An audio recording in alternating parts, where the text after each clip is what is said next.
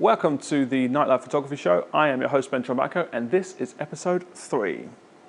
Today on the show, I want to talk about the various categories of photography, but first a little bit of housekeeping. I'd wanted to get these shows out to you a lot quicker than I had done, so what we're going to do is we're going to change things up a little bit. We're going to make them shorter, more condensed, and hopefully we can shoot 2 or 3 in a day. That way we can finally get these out to you as soon as possible. It has taken a lot longer than I thought it would do.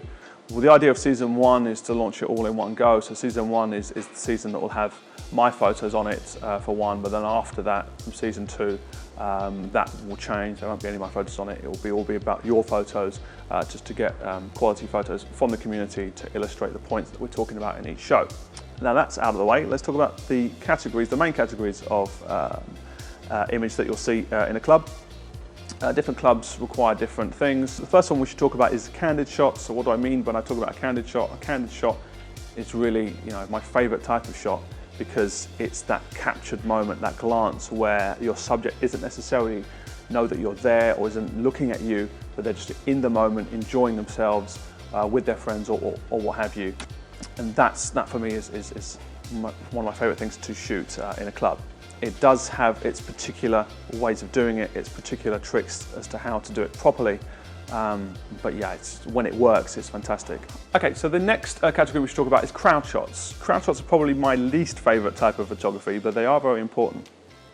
Certain clubs will require you to show off the mass of people that are in their club at certain points.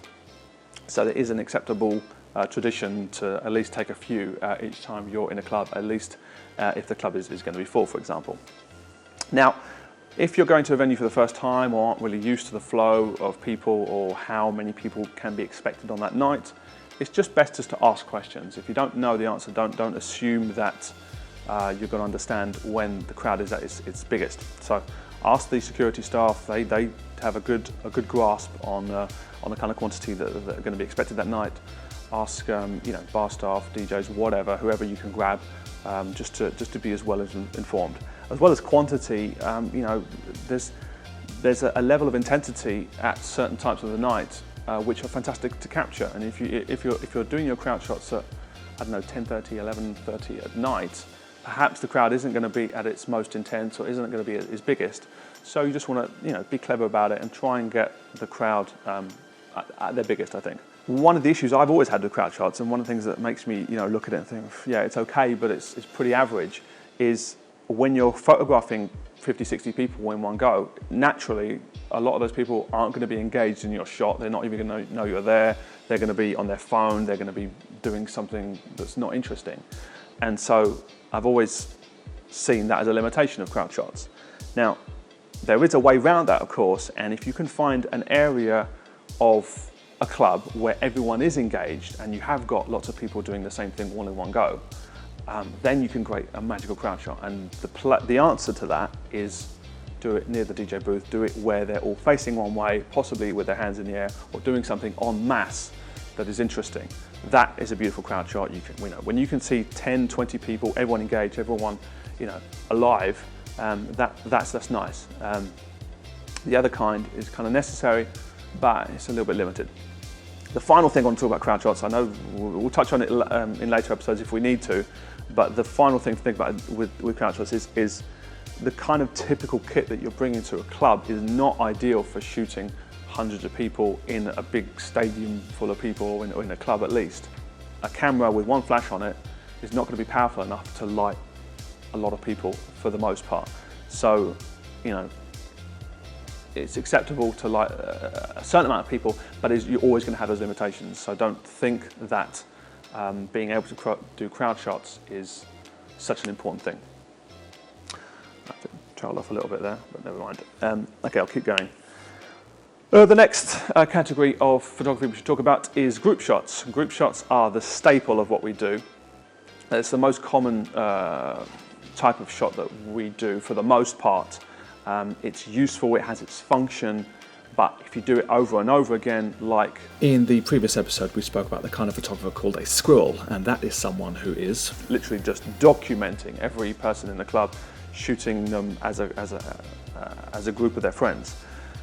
You know, it's going to get deadly boring very, very quickly. The type of photos you're going to take are all going to be pretty limited. There are good ways in which you can enhance them, make them more contextual. One of the things I like to see out of my crowd shots is good context. I hate seeing shots that are, you know, from here to here, nothing more. You know, it could be taken in a passport booth. That's not the idea of what we're trying to do. In a club, you've got fantastic lighting, you've got fantastic areas. Show those off, but we're still with the crowd as your subject, with your group as your subject. There's nothing wrong with that at all. So there are different angles you can do with a crowd shot, but be careful with that. I've seen people in filmmaking, they call it a Dutch angle, where you're shooting tilted. It's okay, but if I'm standing normally like this, there's absolutely no reason why you would tilt that angle. So yeah, if someone's doing something crazy and going into the camera, go for it. But generally, it looks like a mistake, it looks like an error if I'm shooting an angle for no reason.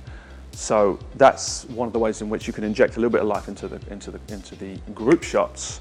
But yeah, we'll talk about group shots later on because it is such an important one, and clubs do like to see it, and it is the most taggable, quick photo in terms of social media. So it is very important, but it's also good to find creative ways in which to make it more interesting for us. The next category I would like to talk about is the single shots. So the single shots are similar to the candid shots in that you can have one person on a dance floor. We can shoot in portrait, unlike landscape, which we'll be doing for most of the group shots. So it has its own little particularities with regards to shooting single people. Again, context is important. If they can hold a drink, if they can, you know, hold a balloon, whatever, just to give them something which says that they're in a club. With girls especially, you do want to show off the dress, so shoot them at a proper angle. Photographers who are used to shooting portraits will have an edge here with regards to making people beautiful, in regards to showing off a dress, showing facial features. Those are the kind of photographers who are going to have an edge here and have an advantage. The reason why we should talk about it as an important part of photography is because the nightclub photographer's weapon of choice, as it were, which is a wide-angle lens, is nowhere near the kind of camera that you would use if you were photographing a model, for example. So because you have those limitations, you have to understand those limitations and accept that I can't shoot in the way that a studio photographer would, but I'm expected to get the same sort of results. I'm expected to make a person look beautiful. I don't know why I did that when I said beautiful, but it's there. You have to make a person look beautiful, but you have to be understanding that you haven't got the right kit to do the kind of shot that they're expecting. So that's the kind of millions of things that rush through my head every time I'm expected to take that kind of shot. There are ways around it, there are interesting things you can do, but if you are close to that person and you are shooting here, you're going to make them fat and you're going to make their heads fat if you're shooting in the wrong way. So that's not good, and it's something to think about all the time when you're shooting singles. The fourth category I want to talk about today, I can't remember what it was. It was groups, crowds, singles, and candids. That is four. I've covered all four, haven't I? I think I've done all four. We're in luck. If I think of a fifth one, I will do another video. But for now, I think we're going to call it a day. If you have any questions about that, you can use the hashtag TNPS. That's also the right hashtag to use for sending us your photos. At the moment, it's very, very broad because we've covered every single type of photo. But what we'll do is we'll narrow it down and we'll analyze single photos, group photos, candid photos, and crowd shots. We'll do that again and then look at that hashtag in more detail, and then you can send in your photos for a specific category. But yeah, that's all I want to do today, and I'll see you next time. Thanks a lot. Keep shooting.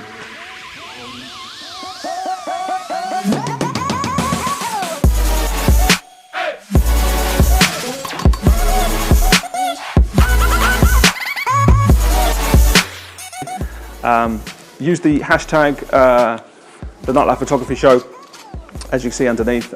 Send me your photos. I want to see what kind of work you can do, and yeah, give me some variety. Show me crowd shots, candid shots, singles, and the other one, which is group shots, of course. Yeah. Okay, thanks. See you next time.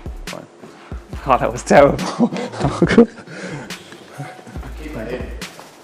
Some of it, not. Not.